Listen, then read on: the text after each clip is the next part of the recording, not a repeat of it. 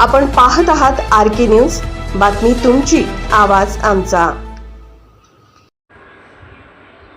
शिरोळ उपअधीक्षक भूमी अभिलेख कार्यालयातील निम्नस्तर लिपिक 2000ची लाच घेताना रंगेहात जेरबंद।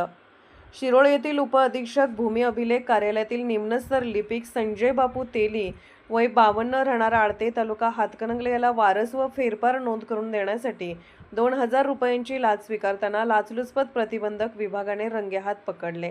तक्रारदाराच्या आईवडिलाचे निधन झाल्यानंतर त्याच्या नावावरील मिळकतीवर वारस व फेरफार नोंद करण्यासाठी शिरोळ येथील उपअधीक्षक भूमी अभिलेख कार्यालयात अर्ज करण्यात आला होता। या कामासाठी निम्नस्तर लिपिक संजय तेली यांनी तक्रारदाराकडे 2000 रुपयांच्या लाचेची मागणी केल्याचा आरोप आहे। याबाबत तक्रारदाराने लाचलुचपत प्रतिबंधक विभाग कोल्हापूर येथे तक्रार दाखल केली। पडताळणीत लाचेची मागणी झाल्याचे निष्पन्न झाल्यानंतर सापळा रचण्यात आला।